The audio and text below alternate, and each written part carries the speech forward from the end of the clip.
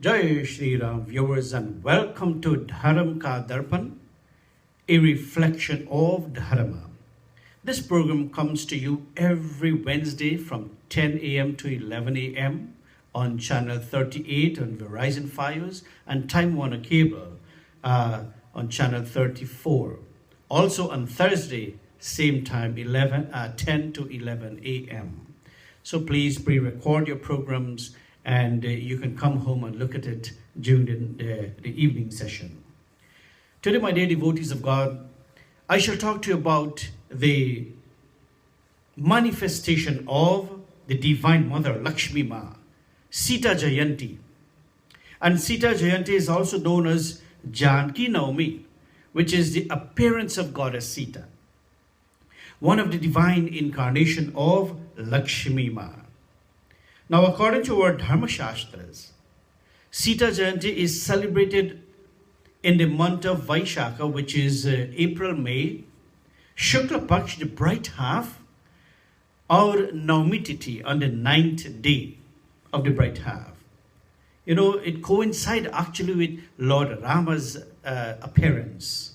Naumi Tithi Madhumas Punita, Shukla Paksha. It was on the 9th day of Shukla Paksha when Bhagavan Shri Rama came also. He manifests himself. Now, how did Sita Ma came? Once Agastya Rishi told that while traveling in the Himalayas, Ravana, the king of Lanka, saw a female sage, Vedati by name, and right away his mind was fascinated by this female sage. Ravan went near her and asked the reason behind her not getting married since now. Vedati said that her father wants her to get married to Lord Vishnu. But once a demon get charmed by her and kill her father. And in that sorrow, her mother also died. And from that day on, she has been meditating to get married to Lord Vishnu. When Ravana get to know that that girl had no one, he tried to take advantage of her. But upon Vedati's refusal, he forcibly grabbed her hair. And by the touch of that vicious demon, her body then became contaminated, and she placed a curse on Ravana. After cutting off her hair that Ravana touched, she then jumped into the yogic fire. She said to Ravana that as I consume my body here, I will be reborn as the daughter of the earth to avenge this insult. And I will be the cause of the destruction of you and your entire generation.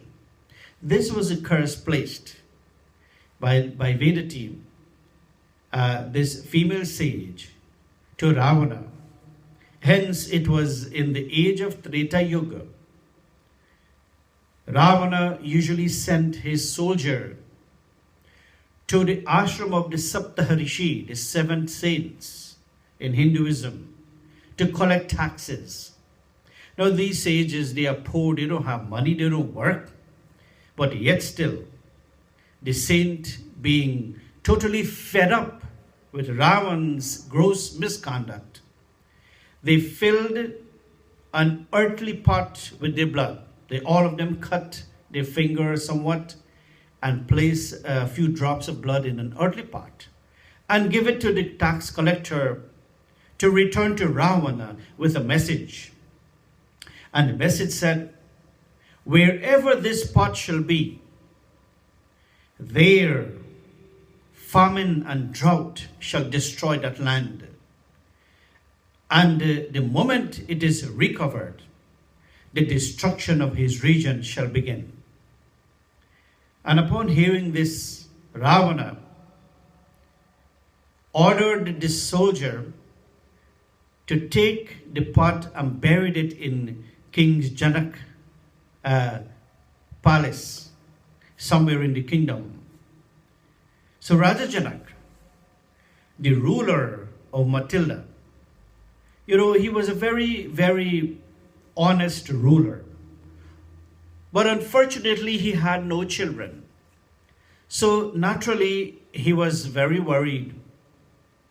And when the land started to dry up and starvation prevailed, Rishi Shatananda, his family priest, suggested to Raja Janak that he offered prayers to Dhartima, Mother Earth.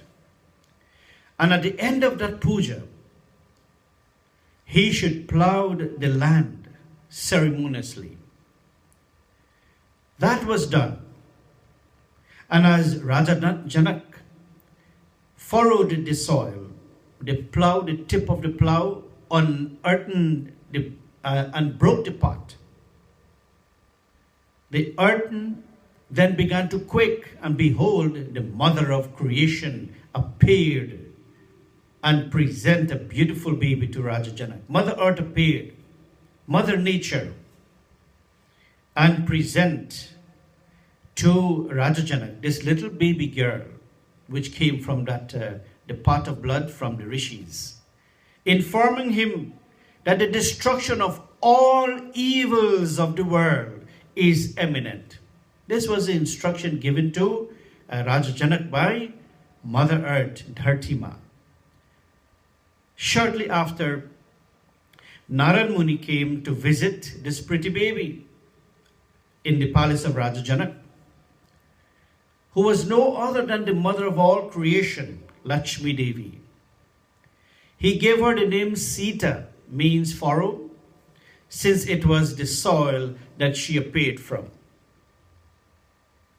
Hence, Sita Jayanti, the appearance of Ma Sita, is celebrated annually in the 9th day of the bright fortnight of the month of Vaishakha of April-May. And just a reminder to us all, it is not the birth of Sita, but the celebration of her appearance, her manifestation, the avatar of Lakshmi Devi, just as Sri Rama, just as Lord Krishna. They are all incarnation. They never take birth and they never die. Can you imagine if God dies, what happened? Just imagine. So we must not say that Lord Rama was born. I know it is a common expression, which is fine. But scripturally speaking, Lord Rama, Lord Krishna, Sita Devi, they are all manifestation of God and the Divine Mother. Now, Sita Devi as a model daughter, let's look at her as a model daughter. Very important indeed. Now that this little baby start to advance in age and become playful and so forth, having friends and so on, Sita Devi was indeed a very embodiment of beauty, of honesty, and of simplicity. Three powerful words: beauty, honesty, and simplicity. Now let's look at this word beauty. She became well known, very popular for her beauty and her devotion, her adoration, the inspiration that she gives to all her friends in the village. Her beauty enhanced the entire city of Matilda. But never was she proud of exhibiting that beauty in falsehood. She wasn't that proud of her beauty, that I am the most beautiful person on earth. Not at all. Total respect was given to her as everyone's daughter and everyone's sister. And in today's world, if we analyze and comprehend and study very carefully, perhaps personal experience, beauty is being displayed in falsehood and in market for profit. You know exactly what I meant. Let's take the example of Sita, my dear devotees of God.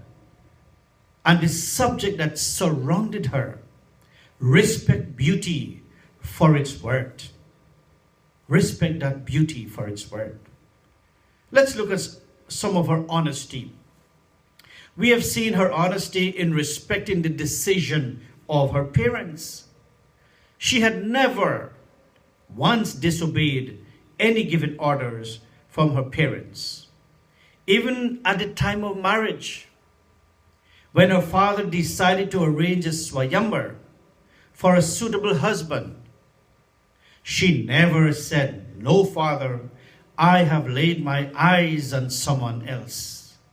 She has displayed her nobility, her noble qualities, her good behavior, her intelligence, her appropriateness as the ideal princess of Matilda. What we have seen in today's world, my dear brothers and sisters, children are seeking their own way of selection of husband and wives. You will agree to me? Not giving the parents the privilege of approving their wedding. You know, they will say, "I have already chosen this person to be my lifetime companion." And if the parents disagree, seeing danger ahead, it matters not to these children. You will agree with me. It matters not. They will go ahead anyway. But the sad situation is, shortly after, which approximately 40% of today's marriage ended up in divorce. 40% plus even more. Take the example of Sita Devi. Give your parents the privilege at least to have a say of your decision in marriage. For sure, you will receive their blessings for a prosperous marriage like Sita Devi. Your parents' blessings is important. I have known, I have seen situation. I was called upon to help situation like this where children just walked away, not even inviting the parents on their wedding day to give their blessings because of wrong choice. My dear brothers and sisters, this is a lesson. Ramayana is a lesson for all of us. It is like a drama played by Ram and Sita, teaching us how to live and how not. Now let's look at some of the simplicity of Sita Devi. Being simple, being a sample, being an example of real life. Sita Ji, as a youth, she had many friends, and one day she was in the flower garden with her friends, and coincidentally Shri Ram and Lakshman came to pluck flowers for their guru. And one of Sita's friends saw the two handsome princes, Rama and Lakshmana, and quietly called Sita Devi to have a glimpse at Shri Ram. It was at that very first sight when the two of them, when Sita turned to look, Ram turned at the same time, and the two of them, the eye clashes. And you know, when the eyes meet, the soul speaks. When the eyes meet, it was at that first sight she laid her eyes on Shri Rama. What she did? She immediately went to the mandir of Bhavanima, right in that very flower garden, with her friends, and she surrendered her humility, her simplicity to Bhavanima. She simply offered her prayers to the Murti and says, "Oma, mora manora tu jan nahu nike." She says, "Oh mother, you know my heart desire." Why? Because basahu sada urapura sabahike. You reside within the recess of my heart. Therefore, I have come today. I refrain from saying aloud why I have come before you. Seeing the simplicity, the love, the affection, the devotion of Sita Devi, the Murti respond in three ways. One, Khasi Mal. Listening to the petition of Sita Devi, a mala from the